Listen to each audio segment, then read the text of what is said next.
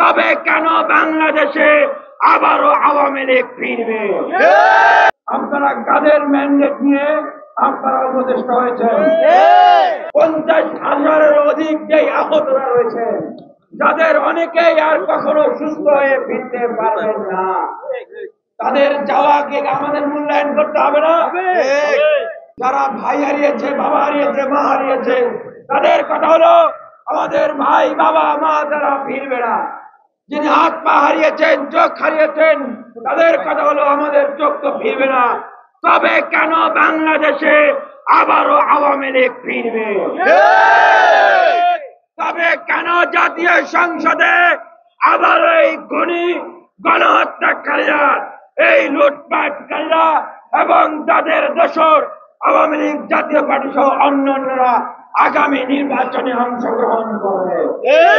ফ্যাসিবাদের ঠিকানা এই বাংলায় হবে না, এই বাংলায় হবে না। ফ্যাসিবাদের ঠিকানা আওয়ামী লীগের ঠিকানা এই বাংলায় হবে না। এই গণ অভ্যুত্থানের পরে যখন নতুন একটি বাংলাদেশ বিনির্মাণের সুযোগ এসেছে, পুরনো জঞ্জাল ফেলে দিয়ে নতুন করে এই বাংলাদেশকে বিনির্মাণের সুযোগ তৈরি হয়েছে, তখন আমরা দেখছি যে সেই ফ্যাসিবাদী শক্তির সাথে সেই আওয়ামী লীগ এবং জাতীয় পার্টির দিকে অনেক বড় বড় রাজনৈতিক দলরা দুহাত বাড়িয়ে দিচ্ছেন। এই বাংলাদেশে ফ্যাসিবাদী আওয়ামী লীগের ঠিকানা হবে না, হবে না, হবে না। এটা ছাত্র জনতার নয়। আপনারা ছাত্র জনতার যে চাওয়া, তরুণদের যে কথা, সেগুলো মূল্যায়ন করুন, বোঝার চেষ্টা করুন।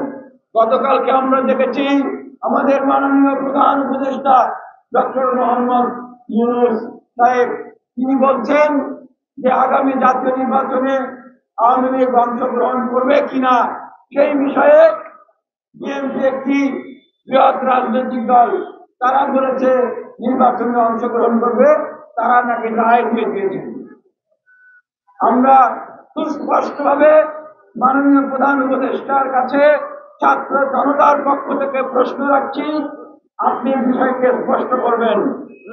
আপনি কাদের ম্যান্ডেট নিয়ে আপনি প্রধান উপদেষ্টা হয়েছেন? অন্যান্য উপদেষ্টাদের কাছে আমাদের জিজ্ঞাসা, আপনারা কাদের ম্যান্ডেট নিয়ে আপনারা উপদেষ্টা হয়েছেন?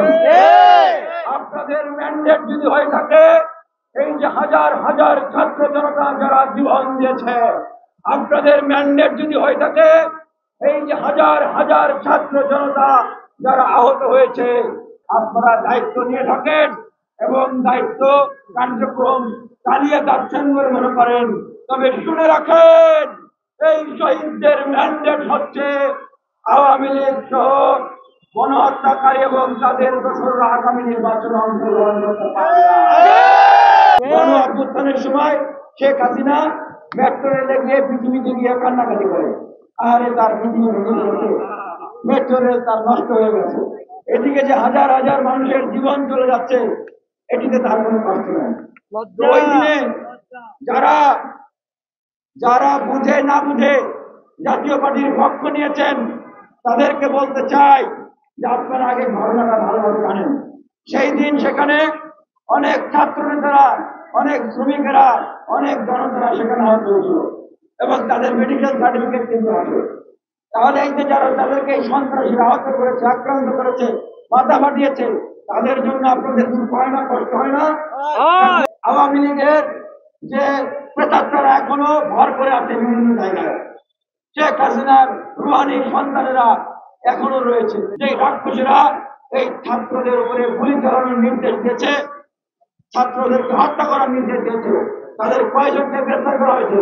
আজকের এই কর্মসূচি থেকে আমরা সুনির্দিষ্টভাবে দাবি জানাচ্ছি, আগামী জাতীয় নির্বাচনে গণহত্যাকারী ফ্যাসিবাদী শক্তি আওয়ামী লীগ জাতীয় পার্টি সহ এই রাজনৈতিক দলগুলোকে অংশগ্রহণ করা নিষিদ্ধ করতে হবে।